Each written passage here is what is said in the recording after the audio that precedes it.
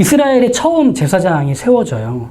그 제사장은 모세의 형이었던 아론입니다. 이제 아론과 그의 후손들은 이스라엘의 제사장 가문으로 계속 그 명맥을 이어가게 될 거예요. 참 영광스러운 일이죠. 9장에서 보면 아론과 그의 아들들이 처음 이스라엘 앞에서 제사를 드리는 장면이 나옵니다. 속죄제, 번제, 화목제로 제사를 드렸죠.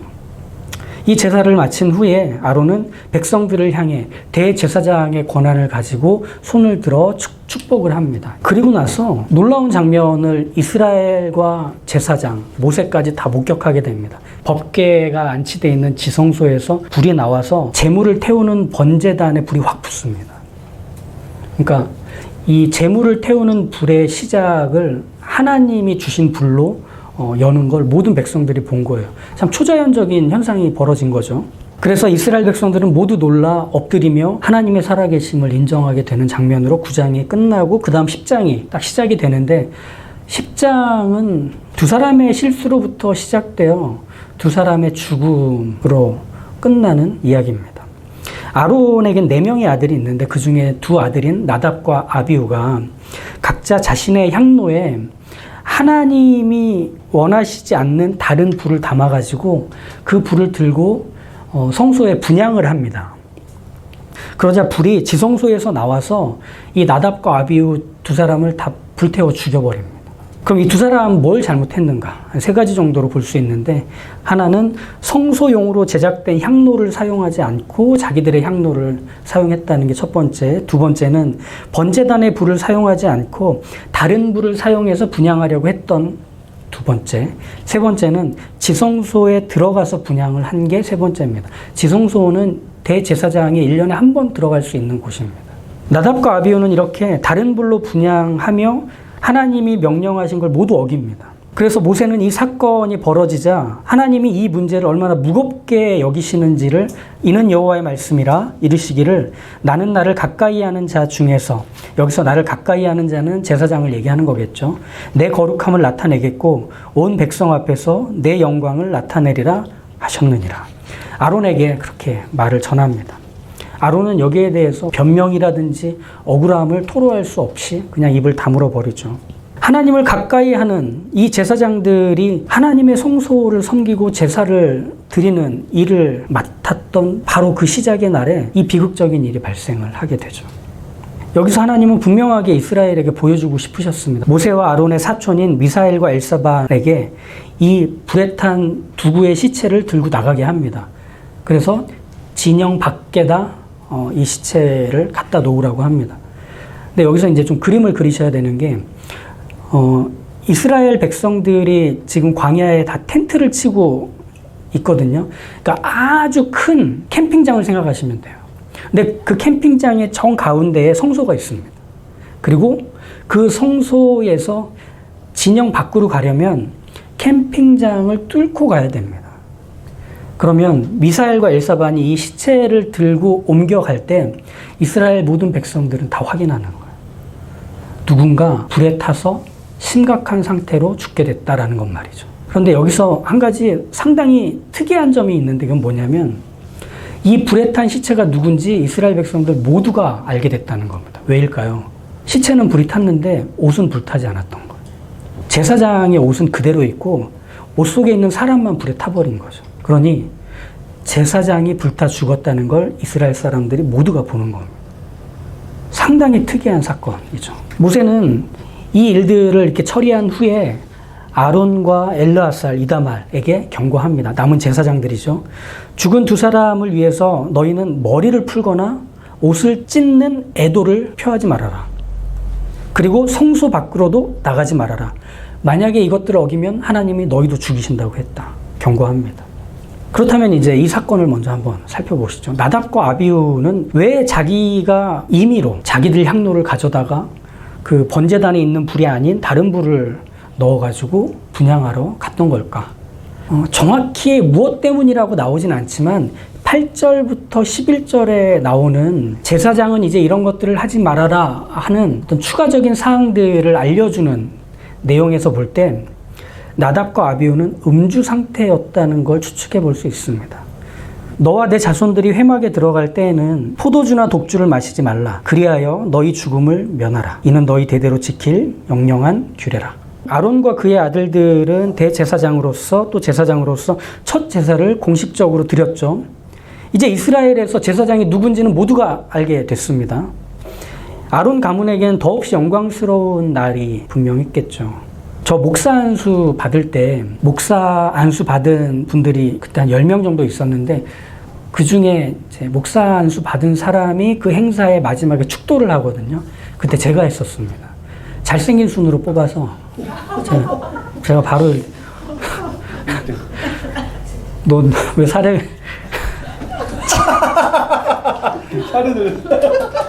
네.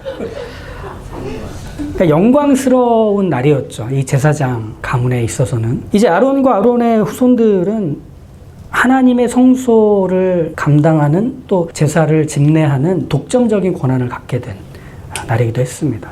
얼마나 특별한 일입니까? 오직 자신들만 하나님의 제사장이 됐기 때문이죠. 그렇게 특별하고 명예로운 날, 자랑할 게 많은 이 날에 나답과 아비후는 평소보다 더 마셨던 것 같아요. 아무래도 좋은 날이었으니까. 그렇게 술 취해서 판단력이 흐려진 채 제사장의 업무를 해내려 하자 문제가 벌어졌던 겁니다. 조심하셔야겠죠? 네. 그런데 이건 단순히 술 취해서 벌인 술 깨니까 아무 생각이 안 나 이 정도가 아니라 자신들의 생명과 맞바꿀 만한 심각한 문제였다는데 이 결론이 참 슬픈 거죠. 그렇다면 나답과 아비후가 술 취했지만 그럼에도 맡겨진 임무를 충실히 감당하려 했다고 볼 수 있지 않을까요? 왜냐하면 술엔 취했어도 해야 되는 일들은 한 거예요. 그건 괜찮을 것 같지 않으세요? 분명 나답과 아비후는 맡겨진 일을 술에는 취했지만 그래도 어떻게든 해보려고 했다는 면에서 인정해 줄 만한 게 보입니다. 향로에 불을 담아 분향하는 그 일, 사실 그 시대 사람이라면 누구나 하는 거겠죠. 불을 여기에서 담아서 이쪽으로 옮겨내는 일. 지금처럼 불을 편하게 쓰는 시대가 아니기 때문에 생활에서 늘 익숙하게 해오던 일을 이 나답과 아비후도 똑같이 하고 있는 거예요. 다만 문제는 그들이 제사장 옷을 입고 있다는 것만 다를 뿐입니다. 제사장의 옷을 입고 있는 제사장은 그들의 일상생활 속에서 해오던 일들을 똑같이 한다 해도 그건 하나님이 하라고 하신 명령을 따라서 정확하고 촘촘하게 해야 할 뿐입니다. 그가 제사장의 옷을 입고 있는 제사장이라면 말이죠. 바로 문제는 여기에서 벌어진 겁니다. 일상생활에서 똑같이 해봤던 불을 옮기는 일이라고 해도 제사장 옷을 입은 제사장이 일하면 그건 거룩하신 하나님을 드러내는 일이 되기 때문입니다. 그렇기 때문에 일상생활에서 해봤던 일들이라 해도 하나님이 명령하신 대로 정확하게 그대로 수행하지 않는다면 그건 하나님을 드러내는 일을 하지 못한 겁니다. 제사장의 옷을 입고 있다면 내가 알고 있는 일, 내가 해오던 일이라고 해도 내 방식대로, 내 시간에 내가 하고 싶은 대로 할 수 없는 겁니다. 하나님이 시키신 방식으로, 하나님이 정하신 장소에서, 하나님이 요구하신 순서에 따라서 하는 게 제사장의 옷을 입은 제사장의 평생의 역할이며 책임이 되는 거죠. 즉 제사장이 입은 제사장의 옷은 무엇을 그에게 계속 떠올리게 해주느냐면 내가 하고 싶은 대로 할 수 없다. 이걸 떠올리게 해주는 겁니다. 나답과 아비후가 다른 향로에 다른 불로 분향했다는 거 사실은 아무도 몰랐어요. 그런데 그들이 불에 탔지만 제사장 옷은 불에 타지 않은 채로 있는 걸 보고 모두가 알게 됐습니다. 저들은 하나님이 하라고 한 것을 제대로 수행하지 않았나 보다. 이걸 모든 이스라엘이 확인하게 된 거죠. 불이면 다 같은 불이지 다를 게 뭐 있어. 향로면 다 같은 향로지 다를 게 뭐 있어. 불을 여기서 옮겨다가 여기에다가 붙여놓기만 하면 되는 거 아니야? 라고 생각한 나답과 아비후의 이 부주의함, 이 게으름, 그것은 제사장의 일을 감당하는 데는 적합하지 않은 거죠. 부주의함과 게으름이 죄라기보다는 부주의함과 게으름은 태도입니다. 나답과 아비후도 제사장이 아니었다면 불타 죽을 일이 없었겠죠. 하지만 이 부주의하고 게으른 태도는 제사장에게선 있어서는 안 되는 거였습니다. 이런 태도로 제사장의 일을 계속해 나간다면 가장 크고 위험한 문제는 결국 뭐가 되느냐? 하나님에 대한 이해를 이스라엘이 잘못 갖게 된다는 데 있습니다. 그들이 부주의하고 게으른 태도로 하나님이 맡기신 일들을 자기들 마음대로 자기들이 원하는 때에 하기 시작한다면 이스라엘 백성에게 하나님은 가볍게 여겨도 되는 분입니다. 조심하지 않아도 되는, 귀 기울이지 않아도 되는 분으로 여겨지게 될 뿐입니다. 그럼 하나님을 무시하는 삶이 어렵지 않게 시작되겠죠. 그래서 하나님은 이런 태도를 가진 나답과 아비후가 더는 제사장의 일을 못하도록 막으신 것. 그게 이 사건의 본질이 됩니다. 그렇기 때문에 이스라엘에서 제사장이란 철저한 원칙주의자여야만 했습니다. 철저한 형식주의자, 보수주의자의 태도를 가져야만 했습니다. 하나님이 지키라고 하신 것을 하나도 빼먹지 말고 지켜야 하는 사람들이어야만 했기 때문이죠. 그게 설령 지루하고 재미없어도 상관없어요. 그게 설령 더 나은 방식이 있고 효율적인 방식이 있다 해도 제사장들에게 그게 중요하지 않아요. 오직 하나님이 하라고 한 것만을 힘껏 지키고 따르는 게 그들의 태도이며 역할로 알고 있기 때문에 예배라고 하는 것은 태도로부터 시작합니다. 정확히는 예배의 대상을 향한 태도로부터 예배는 시작이 됩니다. 예배는 각 순서들이 많거든요. 그리고 순서에는 각각의 목적을 갖고 형식들이 달리 구성되어 있습니다. 많은 순서의 형식들은 사실 우리가 다 아는 것들이에요. 생각해보면. 예배의 순서의 형식들은 노래가 있습니다. 노래는 여기서만 부릅니까?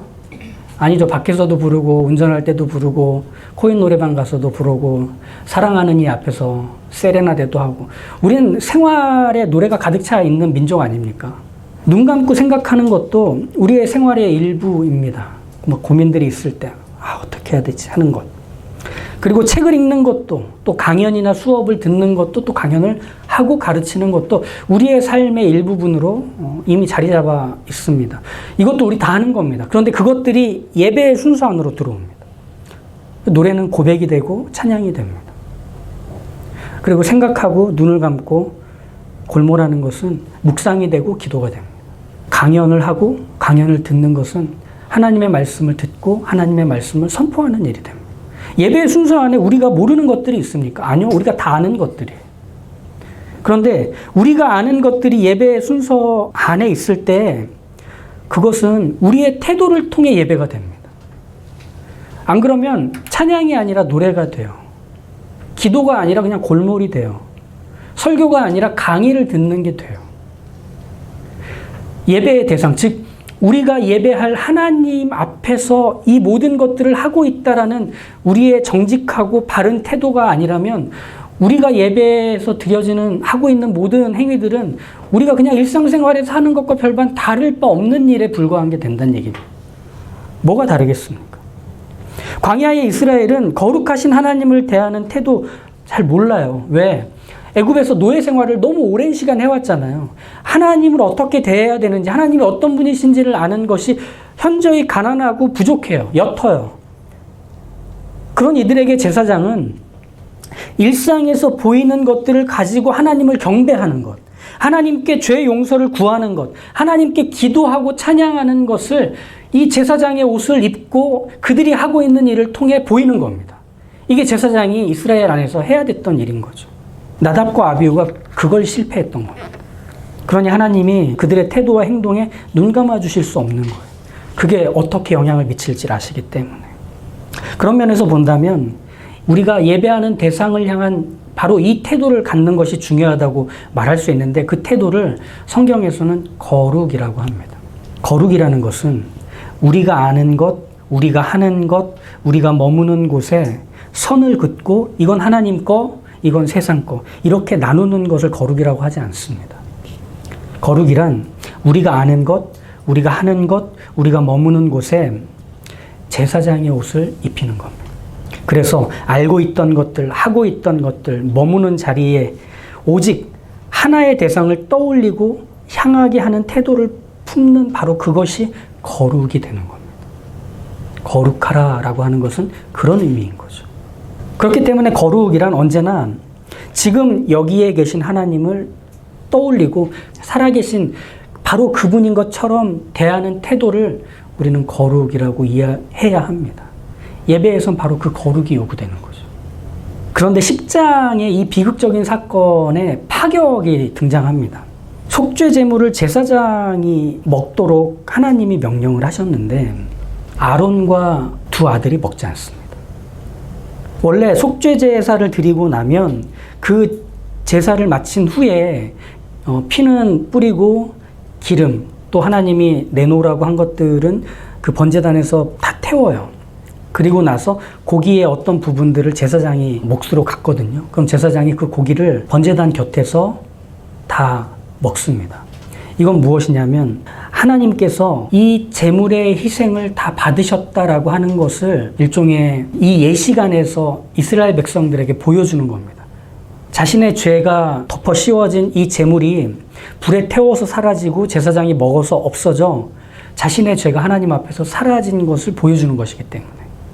그런데 아론과 그 두 아들이 그걸 하지 않은 겁니다. 제사장이 자신들의 역할과 책임을 완수하지 않은 겁니다. 먹지 않은 거죠. 제사장은 가족의 죽음, 즉 아들들의 죽음이란 이 개인사, 참 슬프지만 제사장의 역할을 하기 위해서는 덮어두어야 했던 것이죠. 이스라엘 백성이 죄 용서받았다는 속죄의 가치를 부여하기 위해서는 제물을 다 먹어 없애야 합니다. 그게 제사장의 책임입니다. 모세가 화낸 이유가 바로 그 부분이죠. 왜 책임을 다 안 졌느냐. 그런데 이 화를 내는 모세에게 아론이 19절에 이렇게 말합니다. 아론이 모세에게 이르되 오늘 그들이 그 속죄제와 번제를 여호와께 드렸어도 이런 일이 내게 임하였거늘 오늘 내가 속죄제물을 먹었더라면 여호와께서 어찌 좋게 여기셨으리요. 이 말을 듣고 모세가 말대꾸야? 이렇게 하지 않고 그걸 좋게 여겼다 하면서 10장이 끝납니다. 이 사건이 이렇게 마무리됩니다.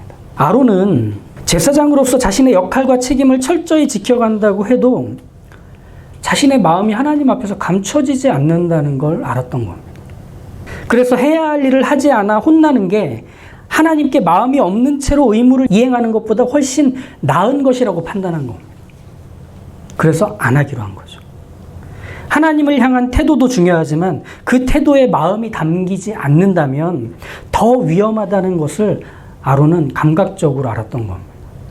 그걸 모세가 받아준 거죠.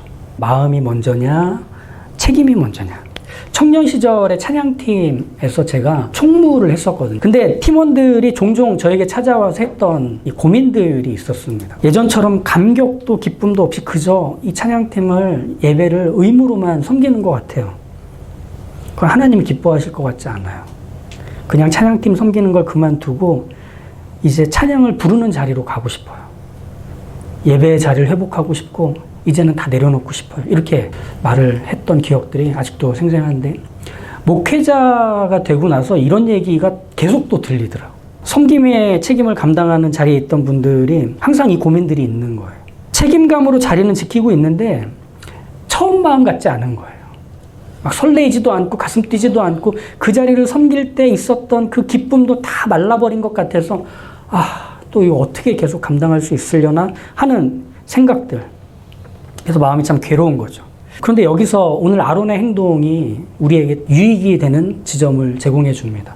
아론은 제사장으로 생각해 보면 제사장답지 못했습니다. 그렇죠? 이스라엘이 하나님께 드린 속죄 제사가 완성되기 위해서는 제사장들이 제단 곁에서 다 먹어야 돼요, 고기를. 그래서 하나님 이걸 다 받으셨다라고 하는 걸 보여줘야 돼요. 그런 면에서 아론의 행동은 제사장답지 못했어요. 그렇지만 동시에 아론은 가장 인간다웠어요. 사랑하는 두 아들을 한날에 잃었어요. 아버지로서는 견딜 수 없는 슬픔, 몸을 가누기도 일상으로 되돌아가기도 어려운 상태에 지금 아론이 있습니다. 어떻게 살아야 할지 도무지 몰랐을 거예요. 아들들을 잃은 아버지로 그 속죄의 고기를 먹을 수가 없었던 겁니다. 아니, 먹어야 된다는 생각도 못했을 겁니다. 인간으로서 사랑하는 이를 떠나보낸 슬픔에 깊이 잠기기로 한 겁니다. 거룩은 우리가 참 착각을 하는데 인간이기를 포기하는 게 거룩이 아닙니다. 믿음에 대한 또 거룩에 대한 오해 중에 하나가 뭐냐면 인간다움을 뛰어넘는 걸 믿음이고 거룩이라 생각하더라고요. 인간다움을 뛰어넘는 초월적인 어떤 판단, 어떤 결심, 어떤 행동을 하는 게 진짜 믿음이고 하나님이 기뻐하실 거룩이라 생각해요. 대부분 종교는 그렇게 철저히 인간이길 거부하고 포기할 때 비로소 하나님 또 신에 가까이 다가가는 거라고 가르칩니다. 인간이 감당 못할 슬픔, 이별을 견뎌내고 고통을 참아내고 금식과 자기 포기와 초월적인 경험을 하게 될 때 비로소 신의 영역 안으로 들어가는 것, 거룩의 영역 안으로 들어가는 거라고 가르치고 또 기대합니다. 자식을 제물로 바치는 일들, 가족을 버리고 산으로 숨어버리는 일들, 모든 관계를 끊어버리고 모든 소유를 버리면 비로소 신의 영역 안에서 자유와 기쁨과 완전함을 맛볼 거라고 꿈꿉니다. 기독교에는 그런 거 없습니다. 인간이길 거부한 자리에는 인간도 아니고 하나님도 아닌 짐승만 남게 됩니다. 하나님이 인간을 어떻게 만드셨다고 창세기에 나오죠? 하나님의 형상을 따라 만들었다고 나옵니다. 이 말은 비록 죄로 인해 인간이 잃어버린 것이 있는데 바로 하나님의 형상, 즉 인간다움 그것입니다. 그렇게 하나님은 인간에게 찾아오십니다. 그래서 망가졌고 훼손되어 형체를 알 수 없게 된 그 하나님의 형상인 인간다움을 회복시키십니다. 그리고 그 회복의 방식을 거룩이라고 합니다. 그래서 거룩은 이렇게도 표현하게 되죠. 하나님이 우리에게 찾아오셔서 만드신 상태가 거룩입니다. 즉 하나님이 오셔서 만들어지는 겁니다. 나답과 아비후의 사건이 터지고 나서 모세가 이렇게 얘기하잖아요. 3절에 나는 나를 가까이 하는 자 중에서 내 거룩함을 나타내겠다. 하나님이 말씀하고 계시는 이 거룩이란 하나님과 하나님 아닌 걸 구별하는 얘기가 아니고요. 하나님이 찾아오셔서 하나님 안에 인간다움이 망가져버린 그 인간을 담아 넣으시는 겁니다. 하나님이 그들을 담아 넣으셔서 그 인간다움을 회복하고 하나님의 형상을 복원시키는 게 거룩이 되는 거예요. 아론은 자녀를 잃었음에도 울지 않고 자기 역할만 꼿꼿하게 수행하는 인간성을 상실한 종교인이 되지 않기로 하는 것은 하나님의 거룩의 결과인 거예요.